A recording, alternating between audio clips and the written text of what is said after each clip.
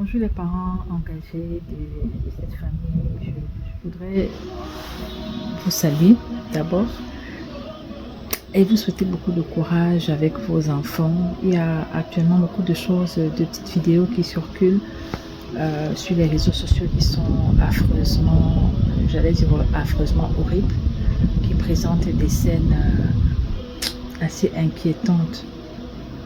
Bon, je parle de choses qui se passent de ce côté du Cameroun, notamment.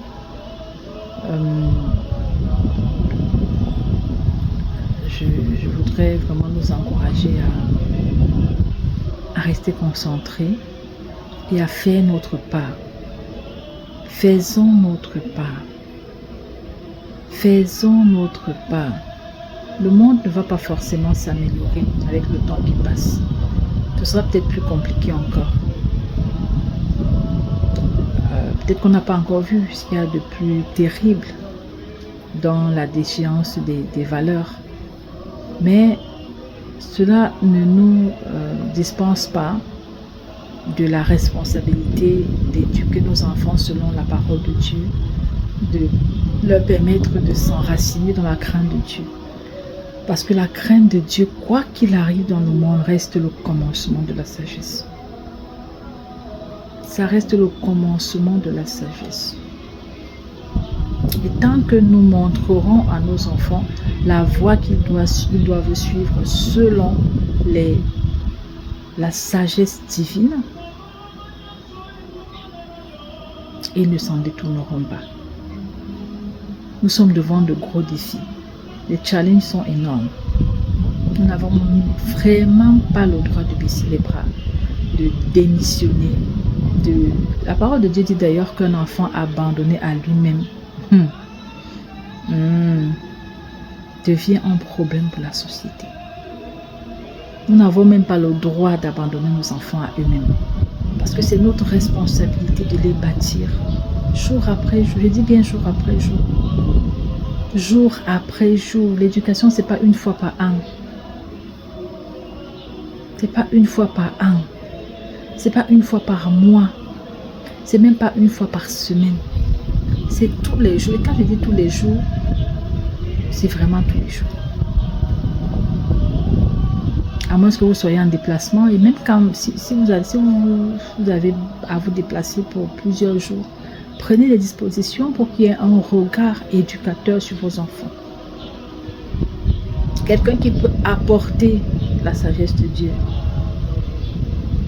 Parce que ça se passe à tout moment. Dans toutes les petites situations de vie, on peut inculquer une valeur. C'est tellement dans les petites choses.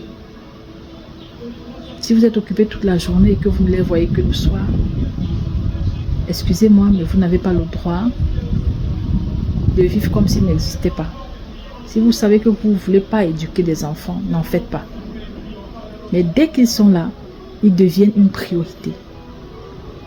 Parce que toutes les autres choses que vous faites sont d'ordre matériel. Mais eux, ils sont des êtres humains qui vont produire des actes que vous le vouliez ou pas.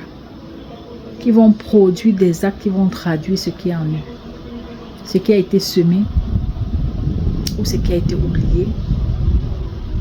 Mais de toutes les façons, ils produiront quelque chose, qu'on le veuille ou pas. Et j'aime souvent dire, je le dis d'ailleurs parfois dans mes écrits, dans un de mes livres, je le dis,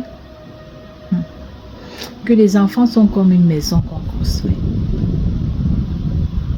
Tôt ou tard, elle sortira de terre. Il y a un temps pour poser la fondation. Mais tôt ou tard, que vous le vouliez ou pas, elle va s'élever de terre et sera visible par tous. On ne construit pas les maisons dans le sol. La plupart, en tout cas. Elles sont visibles par tous. Que vous le vouliez ou pas, à un moment, ce que vous avez mis comme fondation sera visible par tous. Et si la fondation que vous avez mise en terre, c'est du sable, si leur vie n'est pas fondée sur le roc, sur la parole de Dieu, ce n'est pas durable. Je suis désolée, mais face à l'épreuve du temps, face à l'épreuve des tempêtes de ce siècle, des convoitises, des tentations, il y en a de plus en plus. Ah, puissions-nous être conscients de ce qui arrive et nous positionner pour être des parents qui laissent un héritage de valeur à leurs enfants. Des parents qui sont conscients que élever un enfant, c'est bâtir un homme, c'est bâtir une femme. Ce n'est pas juste comme on nourrira un petit chien ou on nourrira un chat qu'on caresse de temps en temps et il grandit. C'est très différent. Un enfant, ce n'est pas un animal. Un enfant, ce n'est pas un meuble. Un enfant, c'est un être humain. C'est un homme de demain. C'est une femme de demain. Nous pleurons tous aujourd'hui parce qu'il y a tellement de cas de violence conjugale, de féminicide qui se succèdent depuis le début de l'année. Je ne sais pas si vous suivez l'actualité, mais il y en a eu au moins 15. Je dis au moins 15 pour ne pas être... mais c'est plus... Les chiffres sont plus graves que ça. Mais ces hommes-là sortent d'où? Ce sont les enfants des gens. Et j'en profite pour interpeller les parents de garçons aujourd'hui. Nous crions tous, il faut que ça s'arrête. Je vois sur les réseaux sociaux, chacun écrit trop, c'est trop, trop, c'est trop, trop, c'est trop.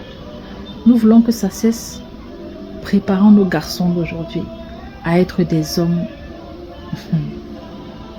qui craignent Dieu, tout simplement. Sinon, ça va continuer aussi simple que ça. Je dis aussi simple que ça, c'est pas de la sorcellerie, il n'y a pas de magie dedans. Les enfants, quand ils sont grands, ils produisent ce qui a été déposé en eux quand ils étaient petits. Ça ne ment pas. Donc, pendant qu'ils sont entre nos mains, faisons ce que nous avons à faire. Éduquons-les selon la sagesse divine. Montrons-leur la voie qu'ils doivent suivre selon la parole de Dieu. Posons une fondation solide bâtie sur le roc. Jésus-Christ qui est la parole de Dieu. Posons des valeurs sûres, posons des bases sûres. Sinon, nous serons surpris demain.